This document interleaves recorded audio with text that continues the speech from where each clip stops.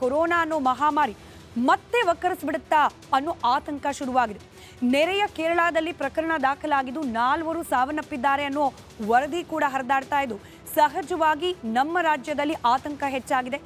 ಹೀಗಾಗಿ ಆಲ್ರೆಡಿ ರಾಜ್ಯದಲ್ಲಿ ಜ್ವರ, ಕೆಮ್ಮು, ಗಂಟಲು ನೋವು ರೀತಿಯ ಸಮಸ್ಯೆಗಳು ಕಾಣೋಕೆ ಸಿಗ್ತಾ ಇರೋದ್ರಿಂದಾಗಿ ಹೆಚ್ಚಿನ ತಪಾಸಣೆಗೆ ಒಳಪಡಬೇಕಾ, ಕೋವಿಡ್ ಟೆಸ್ಟ್ ಅನ್ನೇ ಮಾಡಬೇಕಾ, ಜಿನೋಮಿಕ್ ಸೀಕ್ವೆನ್ಸ್ಗೆ ಕಳಿಸಬೇಕಾ ಅನ್ನೋ ಸಹಜ ಕುತೂಹಲ ಹಾಗೆ ಸಹಜವಾಗಿ ಆತಂಕಕ್ಕೆ ಕಾರಣವಾಗ್ತಾ ಇದೆ. ಆದರೆ ತಜ್ಞರು ಹೇಳ್ತಿದ್ದಾರೆ, ವೈದ್ಯರು ತಕ್ಷಣಕ್ಕೇನೆ ಆತಂಕ ಪಡುವ ಅವಶ್ಯಕತೆ ಇಲ್ಲ ಅಂತ ಹೇಳಿ.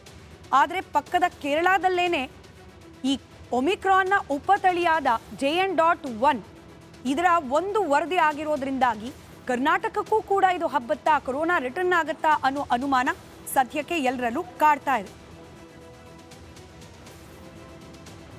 ಒಮಿಕ್ರಾನ್ನ ಉಪತಳಿಯಾದ JN.1 ಆತಂಕ ರಾಜ್ಯದಲ್ಲೂ ಕೂಡ ಕಾಡಲಿಕ್ಕೆ ಪ್ರಾರಂಭ ಆಗಿದೆ. ಎಲ್ಲ ತಳಿಗಳಿಗಿಂತಲೂ ಅತಿ ವೇಗವಾಗಿ ಹರಡುವ ಸಾಮರ್ಥ್ಯ ಈ ತಳಿ ಹೊಂದಿದೆ ಅನ್ನೋದು ತಜ್ಞರ ಅಭಿಪ್ರಾಯ. ಜ್ವರ, ನೆಗಡಿ, ಗಂಟಲು ಕೊರೆತ ಹಾಗೆ ತಲೆನೋವಿದ್ರೆ ಎಚ್ಚರವಾಗಿರಲೇಬೇಕಾದ್ದು, ಟೆಸ್ಟ್ಗೆ ಒಳಪಡಲೇಬೇಕಾದ್ದು ಅನಿವಾರ್ಯ. ರೋಗ ಲಕ್ಷಣಗಳು ವ್ಯಕ್ತಿಯಿಂದ ವ್ಯಕ್ತಿಗೆ ಭಿನ್ನ ಆಗೋ ಸಾಧ್ಯತೆ ಕೂಡ.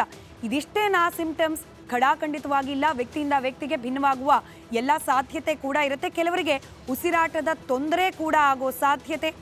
ಇನ್ನು ರಾಜ್ಯದಲ್ಲಿ ಆಲ್ರೆಡಿ ಜ್ವರ, ಶೀತ ಪ್ರಕರಣಗಳು ಹೆಚ್ಚಾಗ್ತಾ ಇರುವ ಹಿನ್ನೆಲೆಯಲ್ಲಿ ರೋಗಿಗಳಿಗೆ ಕಡ್ಡಾಯವಾಗಿ ಕೋವಿಡ್ ಟೆಸ್ಟ್ ಕೈಗೊಳ್ಳಬೇಕಾ, ಇದರ ಬಗ್ಗೆ ಚಿಂತನೆ ನಡೀತಾ ಇದೆ. 10ರಲ್ಲಿ ಒಬ್ಬರ ಗಂಟಲು ದ್ರವ ಜಿನೋಮಿಕ್ ಸೀಕ್ವೆನ್ಸ್ಗೆ ಕಳಿಸಬೇಕು ಅನ್ನೋ ಚಿಂತನೆ ಕೂಡ ನಡೀತಾ ಇದೆ.